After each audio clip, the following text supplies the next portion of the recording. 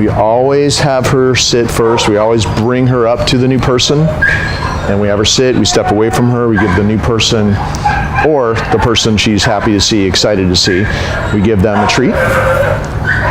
And then we walk back to her. She waits till I pat her chest and see if she tries to go, because that's her thing, being anticipatory and wanting to jump the gun. So make sure that she really waits. You can just tap her like that, and she knows what that means. Go say hi. Good. So next time, hook your hand under the collar, okay? Because with a lot of dogs, sit, we practice this so much, like every day we practice it like multiple times. All they want to do is go grab the treat and run back to the person holding the leash, which is good. That's what you want. The opposite would have been to jump all over the person and not want to come back to you. But we want her at least to stay over there long enough for me to call her to come back. So we'll do it again. Go say hi. Come. Good. And if you have any issues at all, sit with her coming back, and this, you can see how it is now, and it would just mean that you just have to practice a little bit. Of course, we're practicing with you as well at your place. So I'm going to do a little walk around sit stay. It just makes the whole exercise a little bit more difficult for her, because before she goes over to get the treat, she has to wait and focus and put up with that sit stay there. And then this is the critical part of this with her, is that she not jump the gun. And see how the leash is always loose? I'm never restraining her. And if she does make a mistake, it's a tap and release. It's all very gentle, actually. My hand is down there by her chest. Go say hi. Come. You see how the whole thing, good. Just if you sit, handle her calmly but firmly and gently with calm, she starts to calm down. You see how she's a little bit less rushed now? And we'll do one more of these just to show you. It's a great exercise to teach a dog not to jump on somebody. Everything good is down there on ground level. She gets a treat. She gets, petted if she'll stay there. And then I call her back to come to me, and I have the treat. Everything's on ground level. There's no reason for her to jump. Go. Go say hi. She loves to come back to me. Eat the treat. Give her a treat. Good. Come. There we go. Good. All right. Sit. Well, it's just, one situation where she can't wait to run back to you, and that's not a bad thing for you when you practice this. Because usually, especially with a husky, it's the opposite. The last thing they want to do is come back to you. They want to run around and roam and have you chase them, right? So this all works in our favor, the way it's going.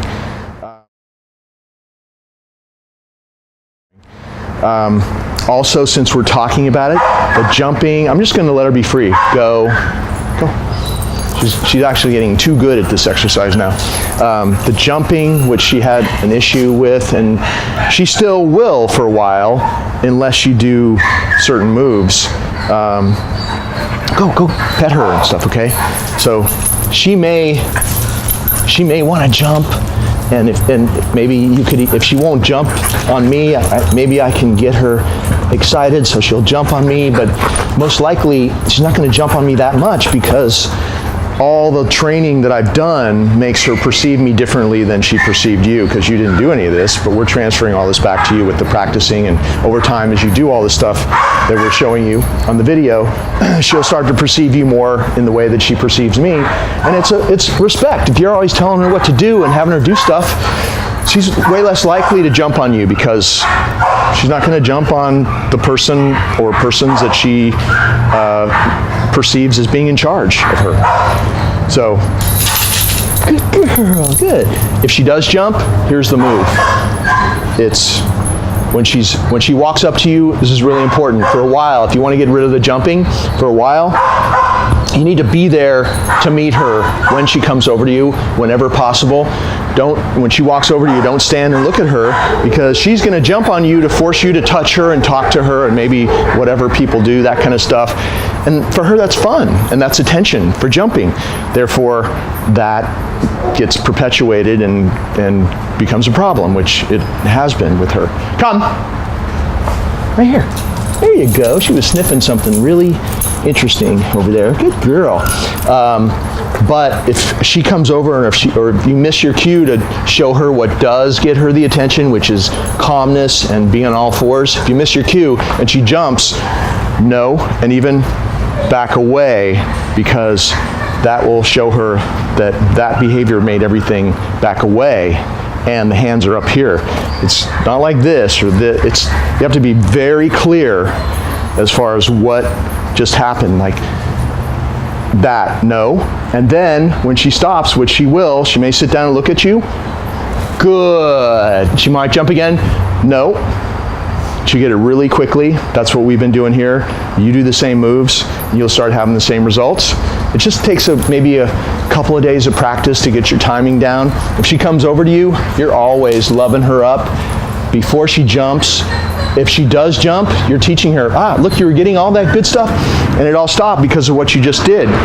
So we're literally starving out the behavior that we want to go away because we're not giving it attention anymore with a correction. So the correction would be attention. And we're feeding this good behavior that we want to see grow in strength so that she only wants to do this. So just keep doing that, and you'll see over time that jumping goes away.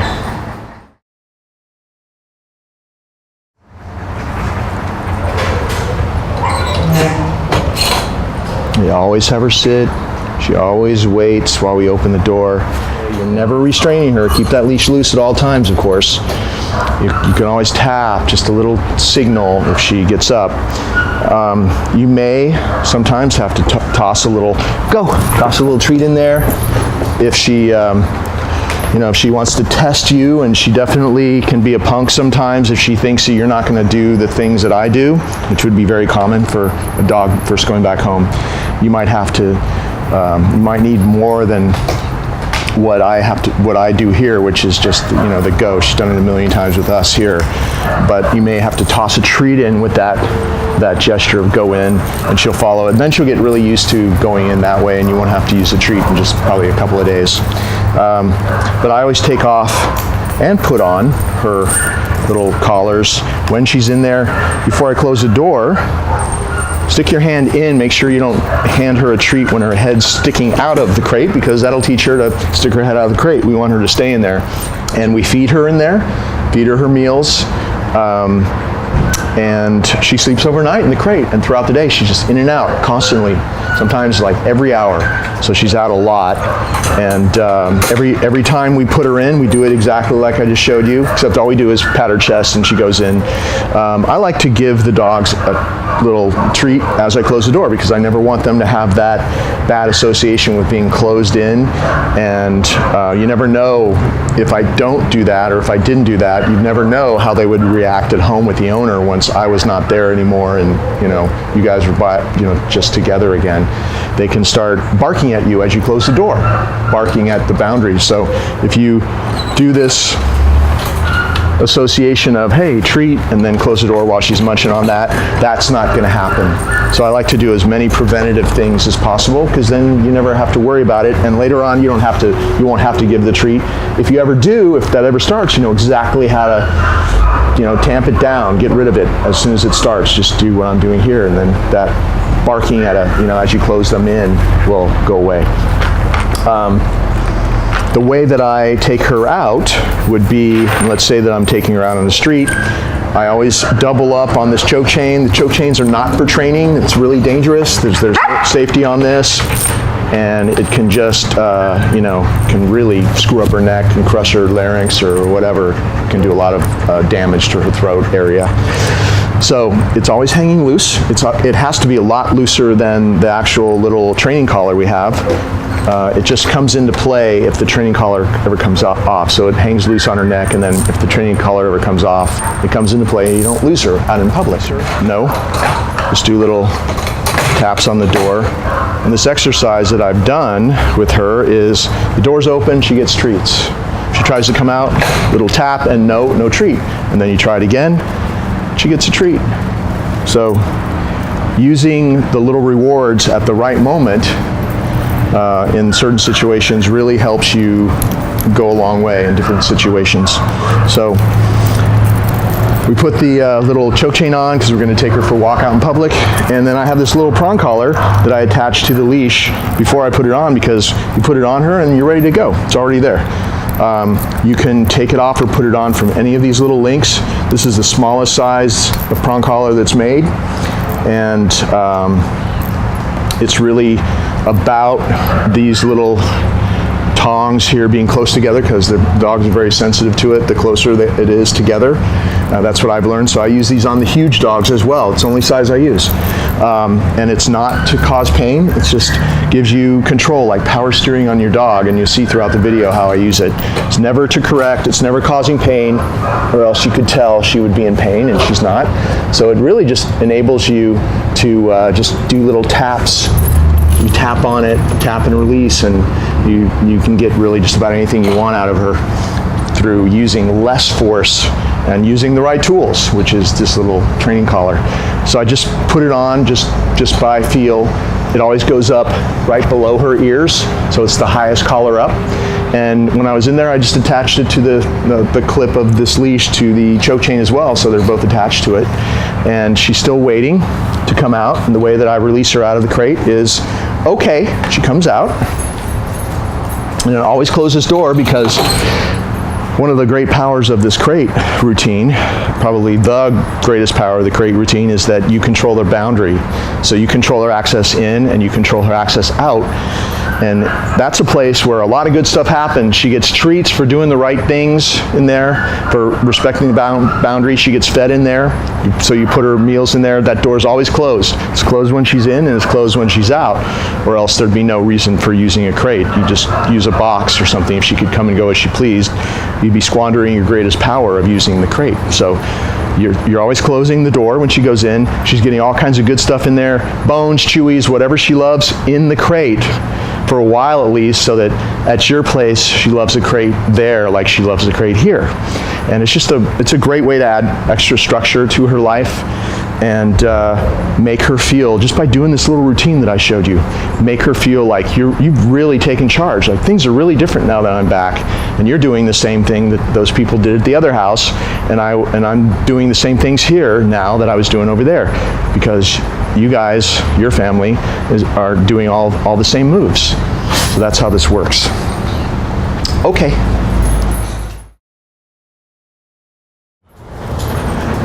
We lead her up to the mat, have her sit.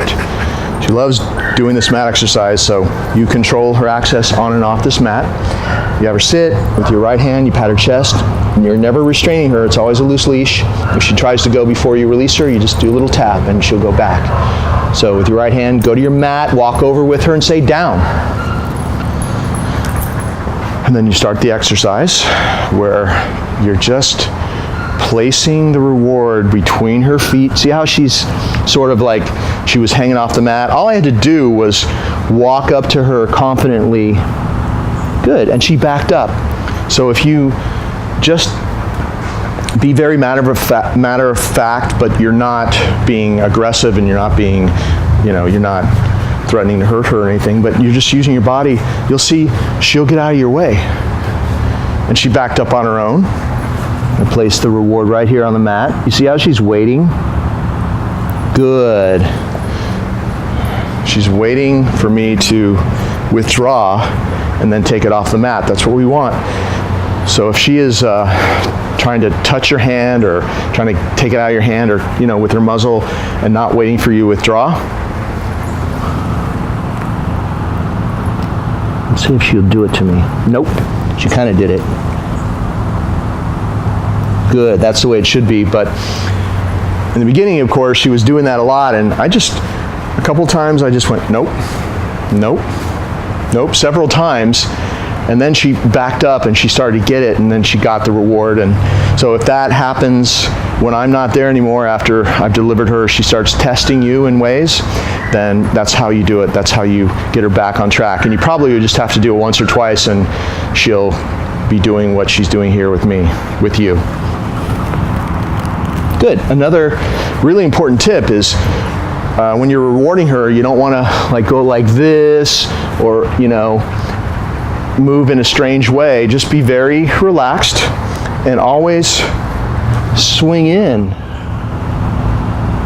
Good, because what can happen to people that have just started practicing with their dogs, they haven't done this before, and so they're doing this and the dog is triggered to pop up to grab the treat, and it kind of all falls apart if that happens. But just like everything else, it's about how you do it that matters, and it's all about the details. So swing in like this. Good. See how she waits for me? If you do my moves, you're going to have this in her, the same reaction. Might take a little practicing, but you will have it. Just do my moves, practice my moves, and you'll have this. So this mat exercise I started doing from day one, and after I taught her how to receive the reward respectfully, like I was just showing you, then I started doing little basic downstays, which is where the dog accepts you walking around both ways. And this is always a tough one for a lot of dogs, and it was for her, walking behind her and being behind her. That's tough. Most dogs will pop up. So we always get that out of the way as soon as possible. Good. And then, since we're in a fenced yard, you're going to have to kind of swing this way. We can start walking farther away, doing things like, now show her, I'm going to go out the side of these two gates. This might be difficult. I want to try to have her make a mistake. So show me again going out this last gate. So I've disappeared, I'm out of the yard. I slam that door. Well, look at her. This is a tough place because she's used to, this is one of her main yards that she hangs out in. She's used to me and everybody else coming in and out of that gate, and she always runs up to us or she follows us as we leave. So that's a really great skill that she has. Good to know that she's in a downstay and she doesn't leave until she's released. So it's always a great test to see that she has a pretty good downstay. If she would have gotten up, I would have said no, and she would have just been standing up. I would have just pivoted on my right foot with my left foot, gently but firmly put her back, and she would have gone right back. Most likely, though, she's going to leave the mat and run over there, or that's what she would do in most circumstances, no matter what she did. She'd leave the mat, and you say no, and you stay calm, and you pick up the leash, and you step into her, and your body just puts her back where she's supposed to be, and then you do the standing on the leash, she'll go back. She knows how that goes. So if you have trouble, you just have to do that, and you'll see every day that you practice with her, she'll have less and less mistakes. She's getting pretty good already, so we're going to give her one more treat. Good. There's one more thing you can practice that's difficult for most dogs, pulling on the leash. Every dog that comes here, when I first start doing this, I pull on that leash. They always come towards me because they're used to being pulled on the leash by their owners, and that's very common. So that's one of the things I practice. She knows, she's pretty much got it. She does not leave that downstay, that mat, unless she's released in a very specific way. Good. And that way is you stand next to her. You're going to pat your leg and say, okay. She's going to get up. You're going to walk her off. You're going to have her sit. Just say sit. Walk her off the mat like that and say sit. And then you release her from a calm sit stay. Never a tight leash. Never restraining her. Go. And then she's free. And the whole goal of this exercise is that every time you do this, she's a little bit calmer. Just gets a little bit calmer, because really all of this training is about the byproduct of how we do it, how we reward her, how we release her.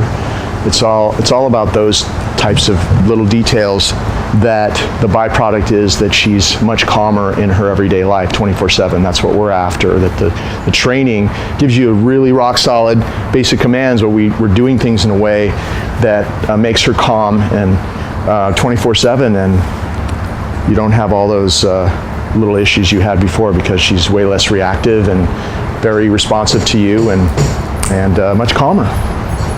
Okay.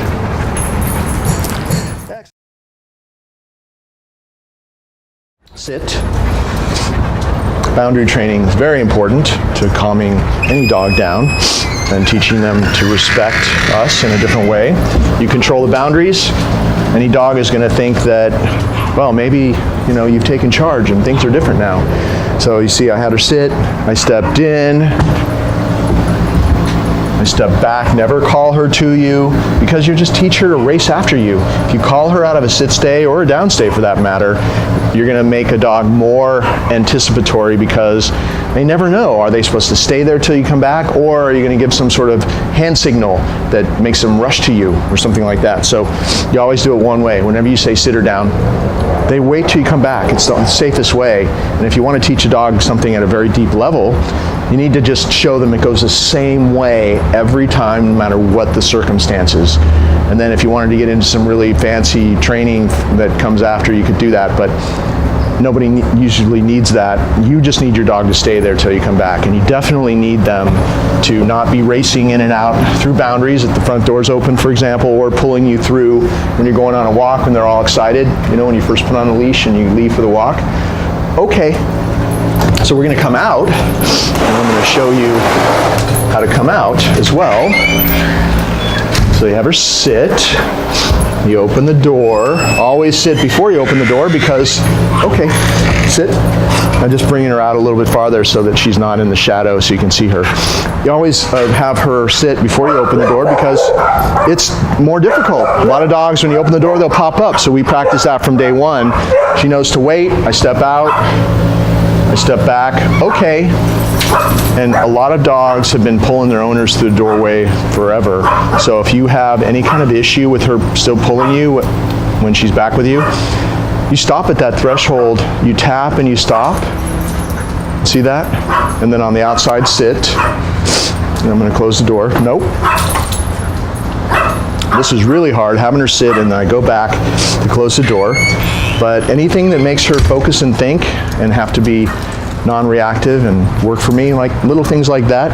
You identify little things that she makes mistakes at. Like I identified, like she was good with everything else, but when I had her sit on the porch and I went back to close the door, she kept popping up. So I worked on that. And now she rarely makes a mistake doing it, which means that she's getting more focused and she can do more. And then we'll move on to the next little thing that I notice she can't handle. Of course, the byproduct of doing all that is just in general, she just becomes a calmer, easier to manage dog and a happier dog as well, because it makes her calm and focused in general 24/7. So now we're going to go out through the front gate, and this is the way I start a walk with her every day. And you do all these things, and if I wasn't talking, it would take me all of like a minute and a half to go from the inside. The training starts from the inside of your front door, and you hook her up to the leash. You start here. If you got a gate or fence or something, you do the same thing out there, which we're going to show you, and then at the curb, and then the walk starts. It's like a 2-minute process, and she's in the zone, so to speak. If you do that, you start your walk that way, she's in the zone, and you have way less problems with pulling and anything else that you had happen before. Sit. No. So she just popped up as I opened the gate, and it's because I had her sit too close to the gate. This is a big gate. So she popped up, I said no, I put her back. I let her be in a sit stay farther back, because that can trigger her. So be careful when you're having her sit in front of doorways or gates. Have her, be sitting a little ways back so that she's not triggered to pop up because you're too close. Okay, and we'll do it again. Sit, so you can really see everything. And this is a boundary that she always would get excited at first, because it's the one leading out to the street. And so we really worked at this one a lot. Okay, and see how calm she is crossing through here now. And I'm going to tap her a little bit as I turn left, reach in here, close this gate, and then really quickly, you go over there, really quickly sit. It's kind of a warm day today, so we're just going to do this very quickly, little sit stay at the curb. And if she was hyper before the walk, she's doing all these things, and she's calming down now because she has to. Okay. And we start the walk actually over here. I always cross the street in training mode, like without pulling, see if she may rush, so you just tap her. And then over here it's sit, and then go, and she's free. And now we can start the walk. And she's much calmer, and there's no pulling at all at the very beginning of the walk. It's just because I did this little 2-minute routine before we got out here. And over time, she anticipates what we're going to do because you consistently do this, and you'll see she gets calmer and calmer, and she calms down quicker every time as well because of how you handle her in this situation. Okay, let's go. Again. Sit. Okay. So we're practicing out in public here in a place that's very active. There's a lot of activity here. Lots of people, lots of carts, everything walking past, and we're practicing her little sit-stay. And pan to your right, okay, just to show all the people that are here and everybody that's walking past. And then did you pan to your right and pan back? Good, okay. And she's doing really well. It's because we're practicing in real life situations like this now that she can handle it, now that she doesn't make many mistakes anymore. That's what's making her extra super calm, because now we're actually taking these skills out into real life and practicing her skills. You know, these are real distractions. And if she can handle this stuff, the byproduct of being able to stay in a sit-stay, no matter who's walking past or whatever carts are going past, the byproduct is when we release her out of this, that she's a little bit calmer every day. So you saw how I had her sit. I just said sit. If she doesn't sit at first, you just pull up with a little bit of tension. Never repeat a command ever. Stay is built in. So sit means to stay. She's waiting for you to give her the release command, so you don't have to say stay. And let's pretend she made a mistake. Go. So let's pretend that she made a mistake. You're going to say no. You're going to step into her and do this little circle. And see how I'm holding the leash? Leash comes out the back of my hand so I can give her those little taps if I need to. And then I gently but firmly just put her back. There's no rough stuff.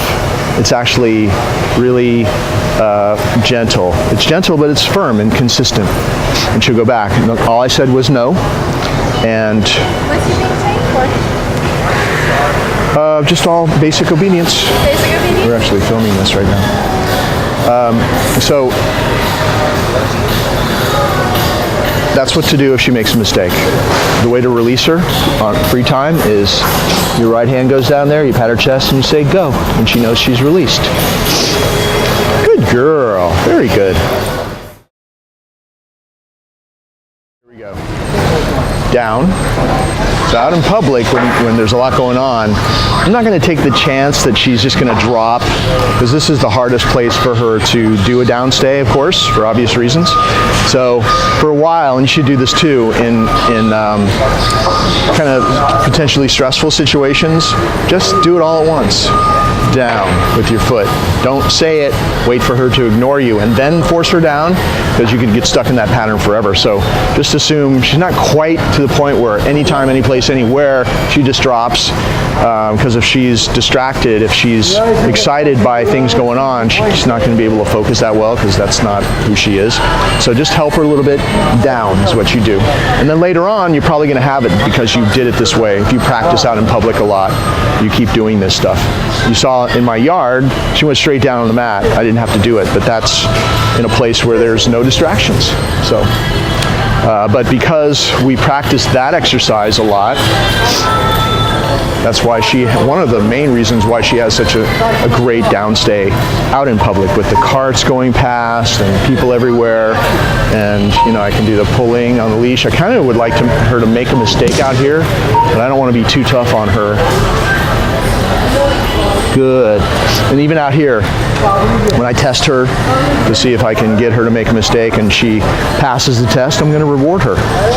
If she pops up before you release her and you know, she's having trouble with something, don't reward her until she does it the appropriate way and she has a success, and you reward the successes.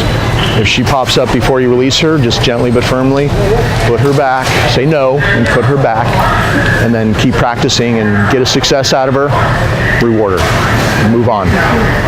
So she's waiting to be released. She's waiting for you to stand back next to her, just like on the mat exercise, exactly like the mat exercise. Okay, sit. Always release her from a calm sit stay. Very important. They remember how it ends, okay? So if you're releasing her out of a down stay, and God forbid, let me release her from here. Go. Okay, now she's free. You say, like, okay, like in an excitable way. She's going to pop up and be all excited. You've destroyed any of that calmness that you're trying to develop in her. Every time you do a downstay, the goal is that we release her as calmly as possible, so that calmness stays and we build on that. So she's only going to be as calm as the person handling her. Whoops, sorry.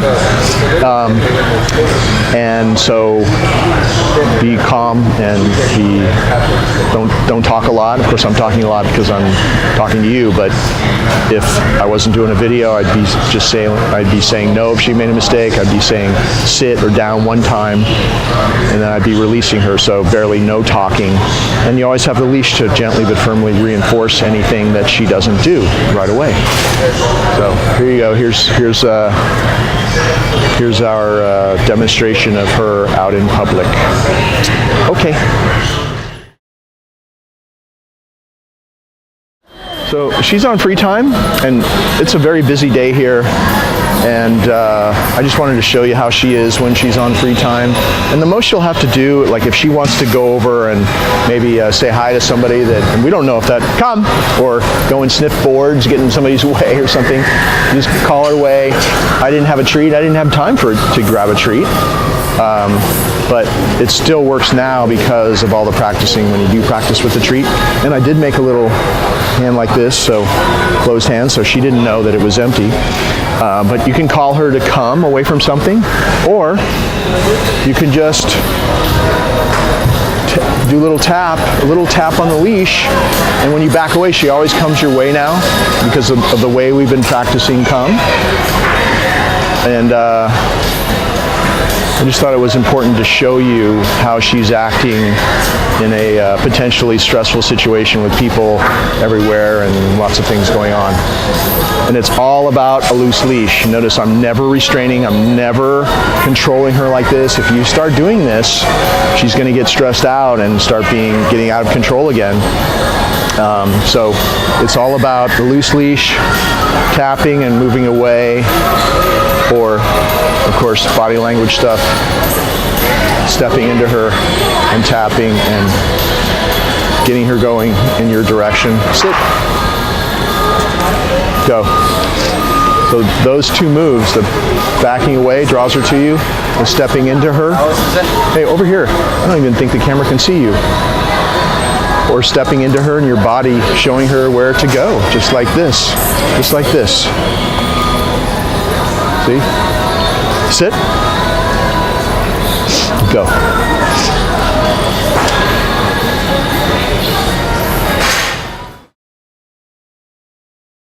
Very quickly how I practice calling her to come to me, and of course we do it all the time, and I call her away from many different distractions. Come.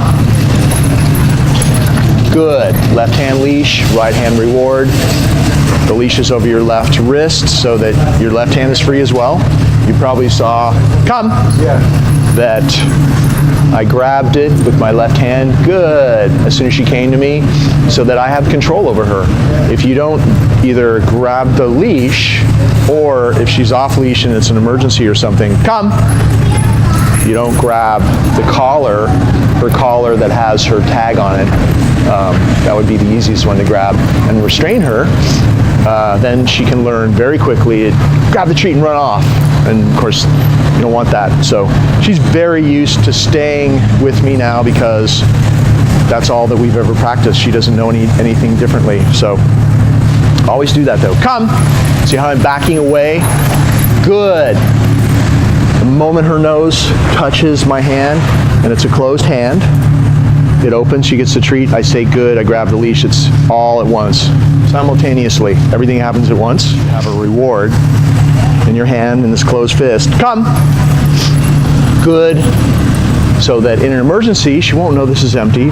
You use that target hand closed. There might not be a leash. Always come. Back away. because when you back away, good, she is drawn to you. If you stand still, it's not half as good. And if you move towards her, she'll probably run away from you. So always do it exactly the way we're doing it here. If for some reason she doesn't respond to you, it's just a tap, and like a tap on the shoulder, tap on the leash, and she'll turn around, see you backing away, seeing the target, and she'll come your way. Okay, let's go. Come on, sweetie.